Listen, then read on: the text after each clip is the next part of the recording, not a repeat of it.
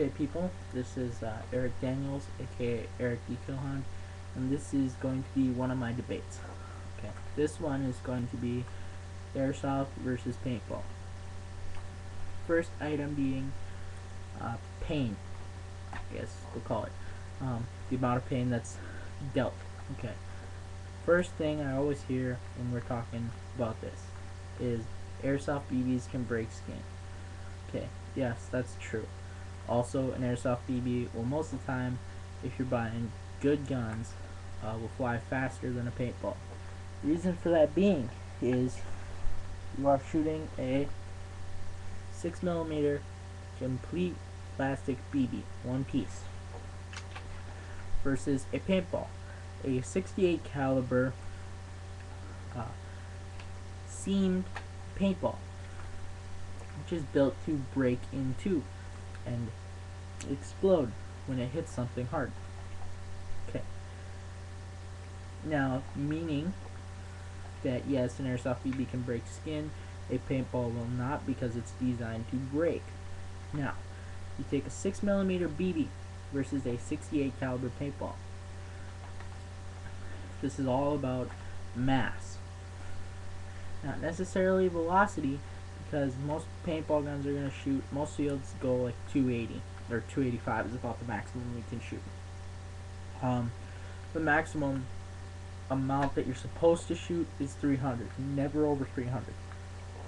Now, you got airsoft guns that go upwards of 600.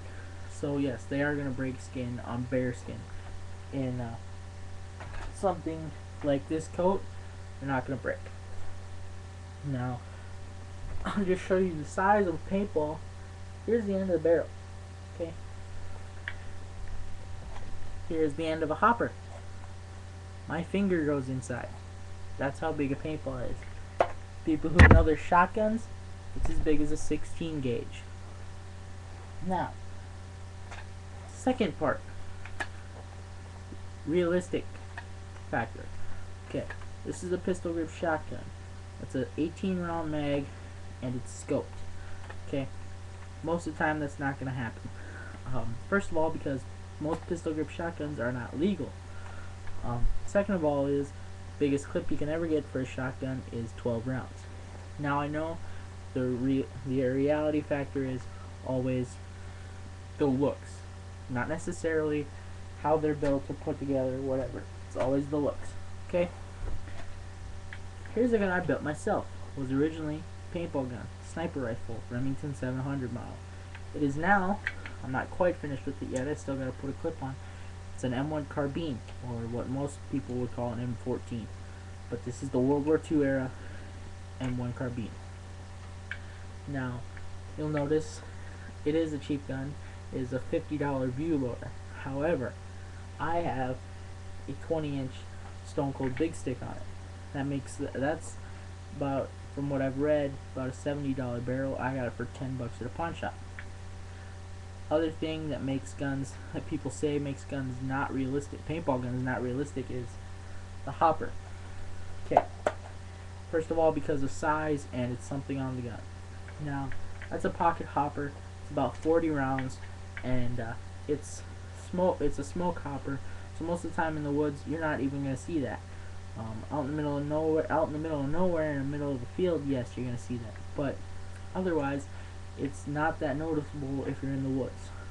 Other thing is, now that Rap 4 is coming out on scene, really big, they're making the T68s, AK-47s, and yes, some of them are hopper fed. You can get the hopper fed mod, but they're built to be clip fed. They have the 43 caliber guns that are have actual shell ejection. Now, their normal guns that are clip fed, the 68 caliber, have 18 round clips. And the CO2 is kept inside the M16 collapsible stock, or inside of the folding stock or fold under stock of an AK-47.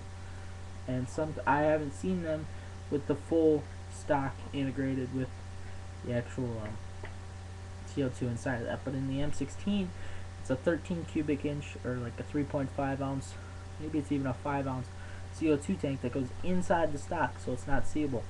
Now, when you're shooting 18 round clips, you don't exactly have that much paint on you, which makes it really realistic, because most of the time, okay, I believe on an actual army vest they're carrying about 10 clips plus the one in their gun, maybe a few more. Well, off that little 5-ounce tank, you're gonna get about 200 shots. Now, you take in 18 round clips, you take 10 of those, you got 180 rounds, plus the one in your gun, you got 198 rounds, almost 200 rounds. That means that if you take 10 clips plus the one in your gun out on the field with that one CO2 tank, that'll last you until you're out of paint. So there's huge reality. Now, some people don't like that because they're saying, well, that's why paintball in Germany is being outlawed. No. The reason that they're even talking about paintball in Germany being outlawed, which I talk about this in one of my other videos, is there was a school shooting. The kid that shot 16 of his classmates and himself all died. He was supposedly associated with paintball and supposedly played violent video games.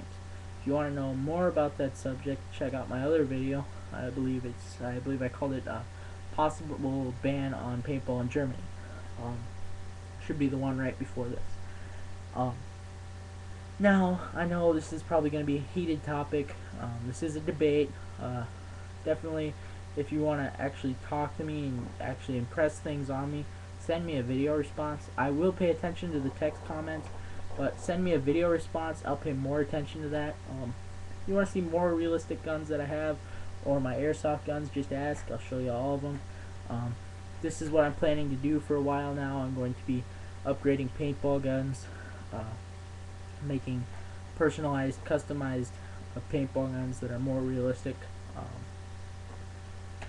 Actually, I took this to the angler tent. I went to Oklahoma D-Day, and I have my proof right here.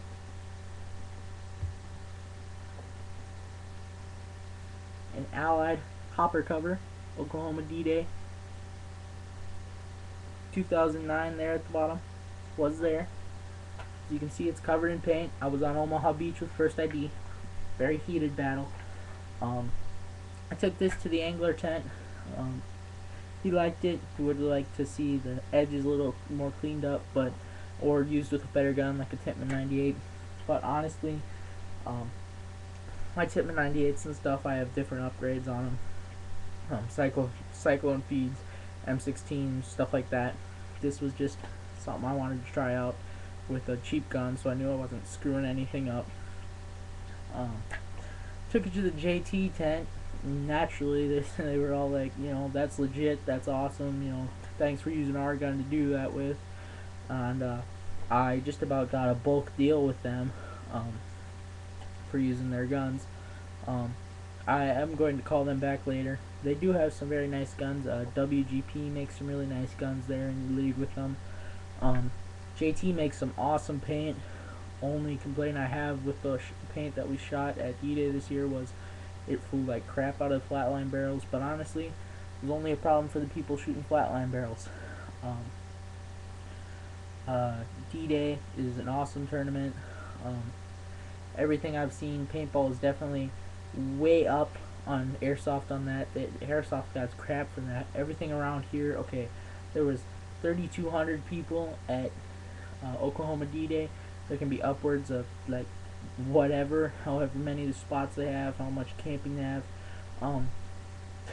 D-Day tournament here in Fargo, North Dakota, there were only 40 guys allowed to play. Okay, and they wanted like $50 for like 6 hours. Okay, I just drove to Wisconsin and only paid $40 in a game that there were almost 400 players at, and we reenacted Resident Evil. So honestly, on that scale, paintball is way above airsoft in any way. You know, airsoft players are always going to say it's more realistic for them, but paintball's coming out on the scene, and pretty soon they're going to kick airsoft's ass. So honestly, my whole view is paintball is totally better.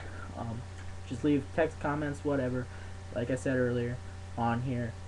That's it.